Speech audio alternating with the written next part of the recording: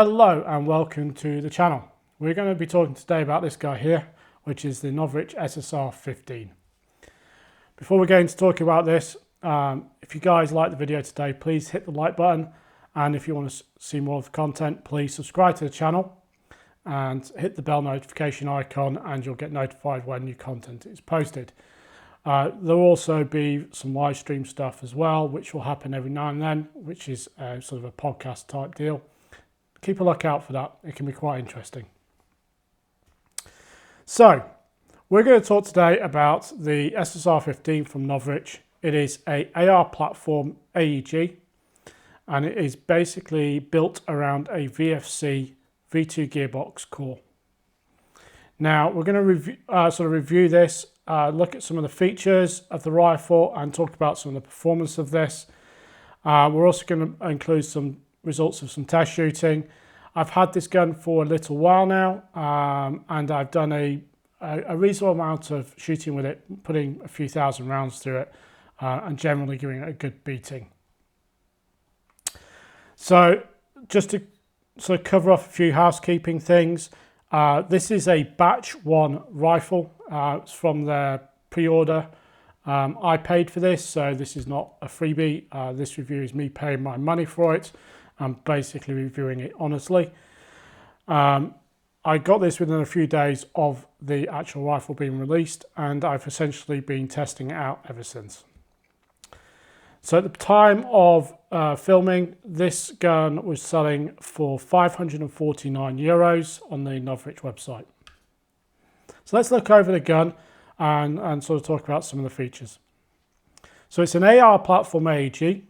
And it has a few, sort of things around it that are pretty interesting. So it's got a Gate Titan Mosfet. It's the V2 gearbox version. It is running a custom Novritsch basic firmware, which is essentially the Gate basic firmware with some Novritsch branding in there. It is running Pts Furniture, so it's got a Pts stock, which is pretty nice. It's got a Pts pistol grip. The front rail is a Magpul M-Lock licensed rail. I'm not quite sure if it's actually by Pts, but it's a reasonably quality rail. It's a pretty long rail. It's a 16-inch length sort of barrel arrangement on this. So from here to here, it's 16 inches. The inner barrel is about 320mm, so it actually comes to about here on there. The rail is probably about 12 or so inches, 12.5 inches long. It's quite a long rail. It is a 6.02mm barrel. It's supposedly a precision barrel. Not sure who makes it, but it could be a maple leaf barrel, but don't quote me on that. I haven't been able to find a manufacturer for the barrel. It does have a maple leaf hop rubber though. Has a rotary hop unit, which is accessible through what is essentially the ejection port. So you pull the catch back and you'll get access to the hop unit. This does knock back, so you can get at the hop unit, which is there. It's a rotary hop. The hop unit is fairly easy to adjust with fingers and with gloved hands. If you've got thin gloves, chunky gloves, you won't really get enough purchase on that, but it's fairly easy to sort of manipulate. And you put that does not open, by the way, when you're shooting. It stays closed unless you open it. So it has a high-speed gearbox. It's got 16:1 gears for a rate of fire around 25 rounds per minute. Or is it per second or whatever, but it's 25 rounds per second, I think. It's a neodymium motor in there as well, so it's fairly snappy as a result of that motor. It has ambidextrous controls, so we've got fire select on both sides.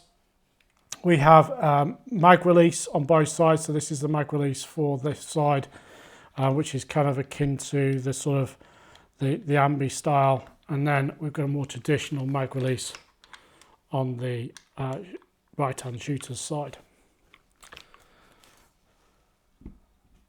We've got a flat trigger It's one of these kind of sporty flat triggers. Not a big fan of this trigger, to be honest, but that's a personal preference issue. So I'm not a huge fan. The other thing is it can take a 7.4 volt LiPo or an 11 point whatever, I can't remember, it's 11.1 or whatever LiPo, so it does take both LiPo sizes. So the other thing in so we're going to talk about some of the good and the bad with this rifle. So let's get into the good. Pts Furniture. The Pts Furniture on this is pretty good. Pts makes some good quality stuff. The rifle comes with Pts stock. It's a really nice stock on here. So it's got a very straightforward release. It is a little bit stiff, but that's just there's some sticky stuff on the actual buffer tube, which is actually causing that. That came with that. I think that was just for transport to stop it slipping. But it is a pretty good stock. Cheek weld on it is good.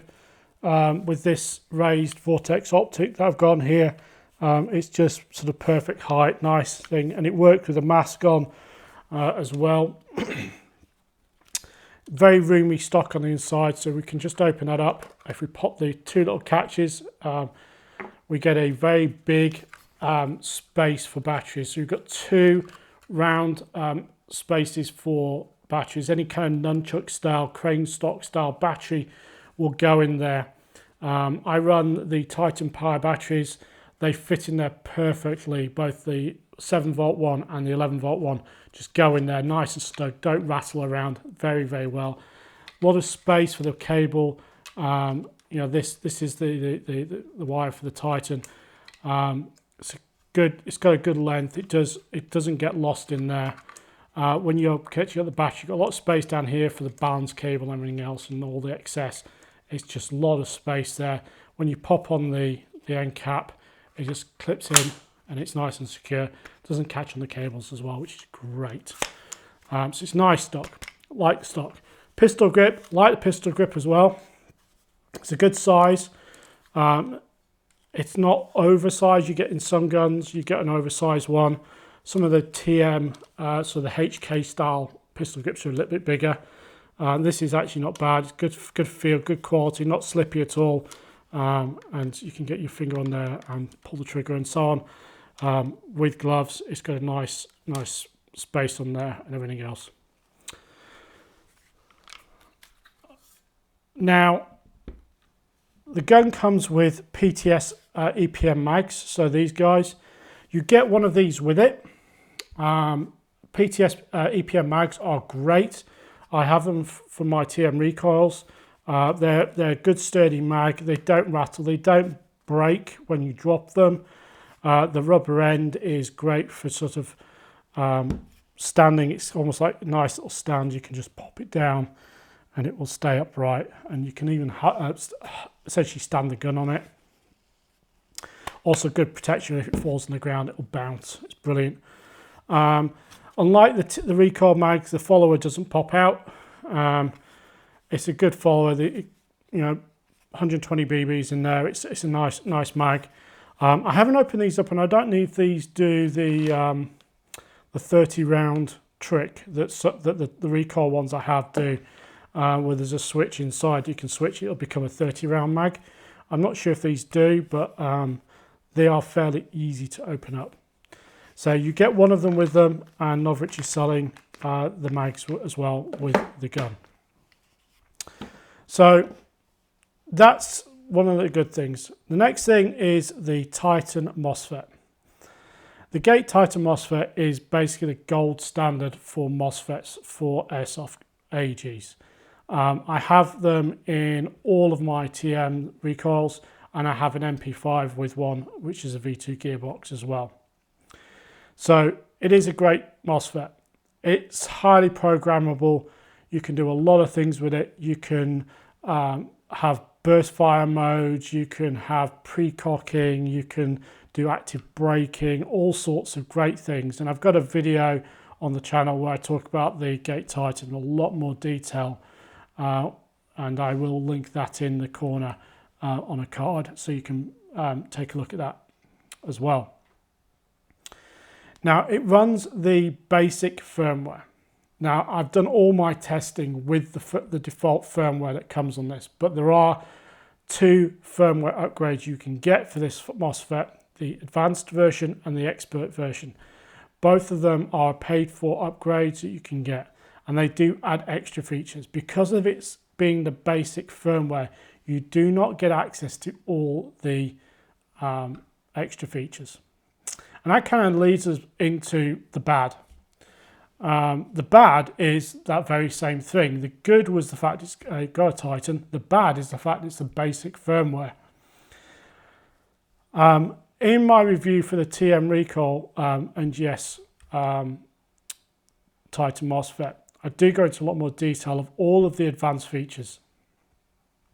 You don't get access to that with this firmware version. So you have to upgrade if you want those features. And those features are quality of life features that make shooting with the Gate Titan so much more. Now, this leads to the other problem. With this gun, when you buy it, you don't get the USB link dongle.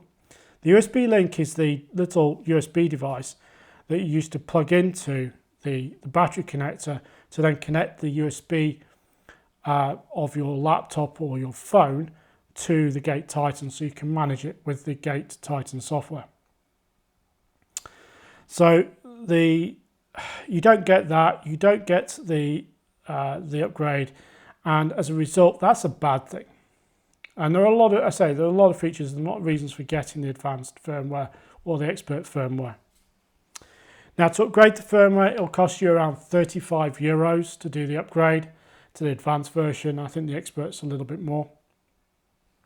And you'd also need to get the programming dongle, the USB link, and that's between 30 and €35 for one of those.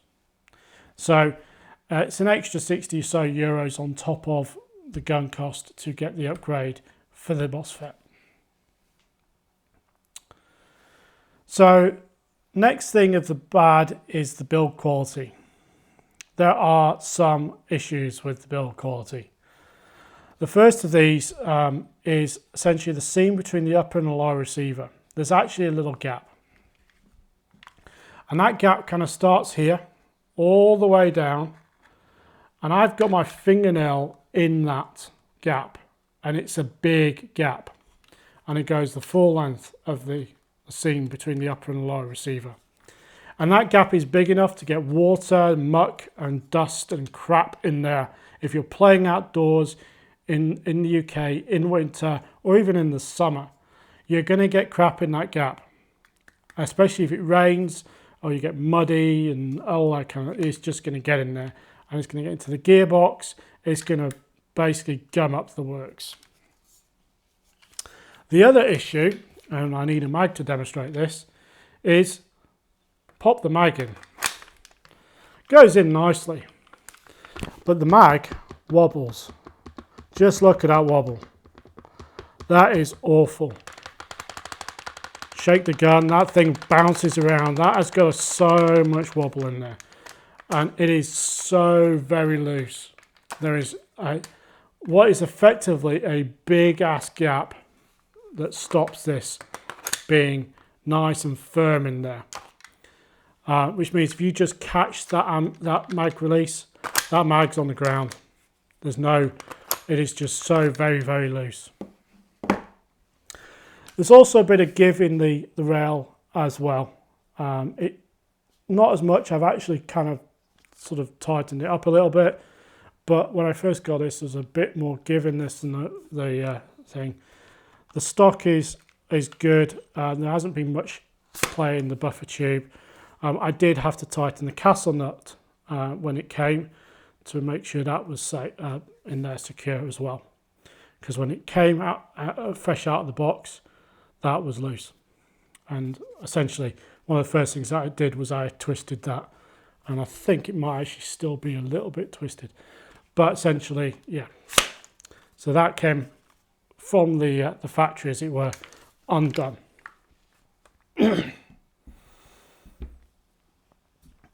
So this apparently has a precision barrel, and for something with a precision barrel, the accuracy is pretty inconsistent. The hop has a tendency to create flyers with BBs of any weight. When the BB gets over about 25 meters, that BB will typically just go whoosh on a kind of almost straight up trajectory. And it doesn't really matter on the hop setting and the BB weight. When you've got the BB dialed in with the relevant hop setting for the relevant weight, it will pretty much always do that. And it's a lot more than you kind of hope it would, to the extent it kind of goes up quite steeply and quite often won't come down for a good way. So one of the things I do with a lot of the rifle reviews now is a bit of test shooting that I can replicate. So what we've got here is the results of some of my test shooting.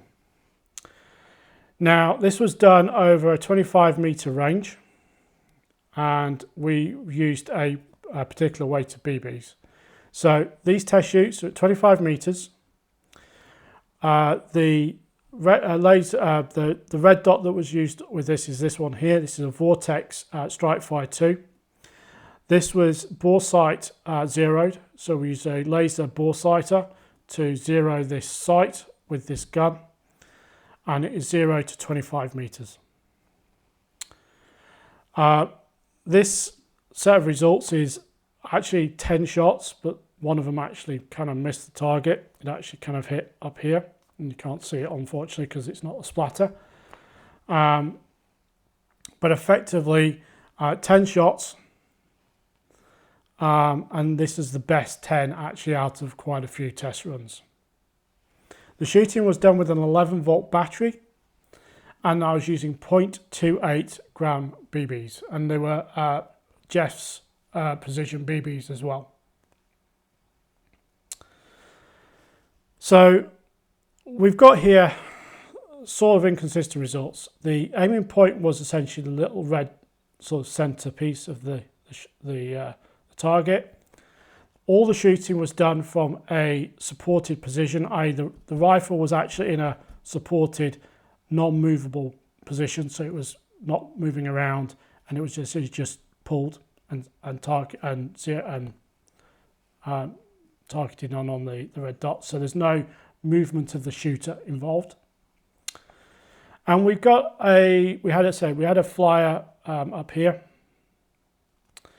and we've got a flyer here, and we've got a flyer just up here as well. Because shooting consistency around here is not terrible. We've got a couple of shots that are fairly close, so there's two that are literally right next to each other here.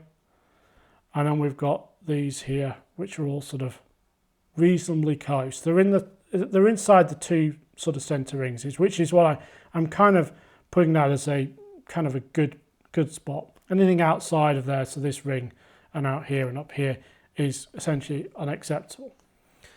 This is the best round that I did of 10 shots against one of these targets.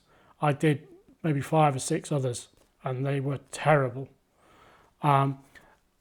Interesting thing was the MP5 that basically I reviewed previously. It outshot this because I did a bit of side-by-side shooting, and it outshot this every time. The FPS on this gun is another area where there's some issues. Now, the FPS on this, it's sold as 1.13 joules or 350 FPS on a 7.4 volt battery on 0.2s. I have not been able to get it to shoot at that FPS with a 7.4 volt battery on 0.2s. It barely makes 1 joule when it's shooting. I've been able to get it close and over 1 joule with an 11 volt battery, but again, it's not getting close to that 350 FPS limit. So one of the other things, there's a big problem, and it's probably my biggest single problem with this gun, is there is something very wrong with the hop. Talked about different sort of shooting on this. I've put a few thousand rounds through this gun, over 3,000 rounds or so, maybe 4 or so. And I've used different weights of BBs. I've used 0.25s, 0.2s, 0.28s and 0.3s. I've used different brands. I've used ASG Blasters, ASG Devil, Jess Precision BBs, the Draft Club BBs. I've used Valkyrie BBs and BLS BBs. All of these have had similar problems. Anything 2.8 or heavier will consistently jam this gun within 1 or 2 mags. So full mag, 120 rounds, and within 1 or 2 mags of these, it will basically jam. Now, they're not jamming in a barrel. So it's not a BB being too big for the barrel problem or an imperfection in the barrel problem. They're jamming in the hop before they get into the main barrel. Now, effectively what will happen is you're just shooting away, boom, boom, boom, and it will just stop ejecting a BB out the end, and the BBs are stuck in the hop. And you need to basically be able to clear it, so you have to have a rod, and you pop the BB out, and you kind of have to push it down and out through the hop pickup. So that's pretty terrible, especially on 0.28s, because this is what, when you buy this gun, they are recommending use of 0.28. It does it on 0.25s as well, but they're a little bit less frequent. So you can probably get 2 or 3 mags. On average, I think it was being 3 and 4 mags. It was basically jamming on 0.25s, but essentially it would jam on 0.25s as well. I've never had a similar jam on any of my other guns. If I got a jam on them, it's always been in the barrel because the BB's been slightly too big or something that's got caught in the barrel. It has never got caught in the hop unit, or even around the hop rubber. So there's something very odd in there which is causing it to get stuck. There is another weird thing that happens around this hop unit. Now, it is extremely odd, and I've never had this with any other gun. So, when shooting this rifle, you're shooting horizontally, shoots fine.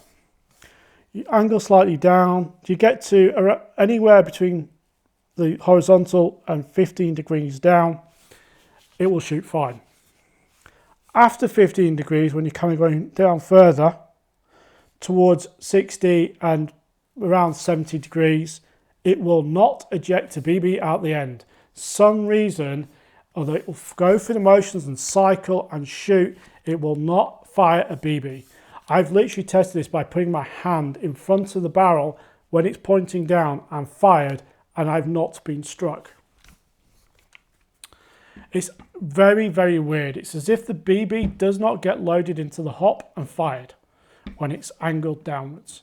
Now, that kind of shooting does happen.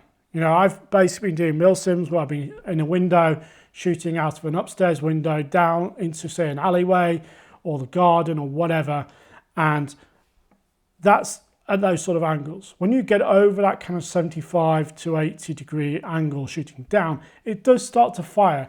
But I'm thinking the reason why it's firing like that is because the sheer angle, the BB just rolls into the hop.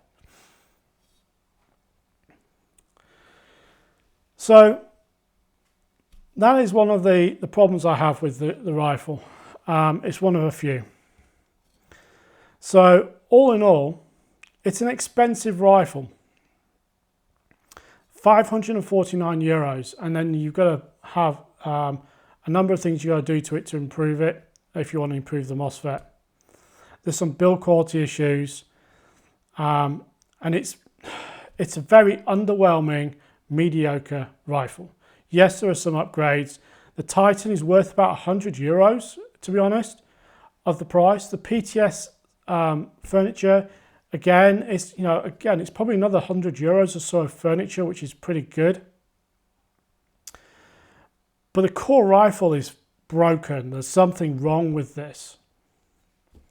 I paid for this out of my own money, and I'm unhappy with this gun. It does not shoot particularly well.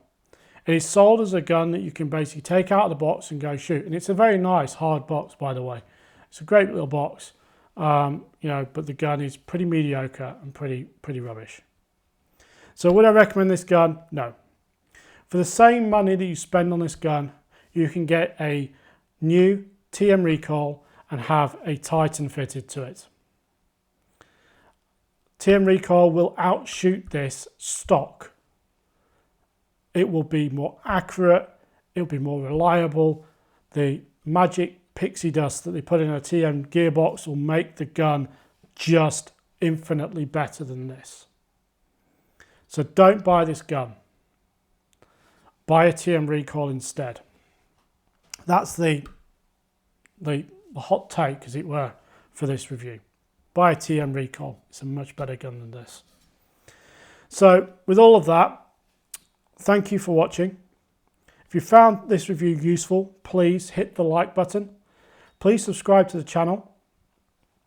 Watch out for our podcast sessions that we do on the channel every now and then. Hopefully we'll be getting back to doing them more regularly. But yeah, if you want to see more, subscribe, hit the notification bell icon. And with that, thank you for watching, and see you guys next time.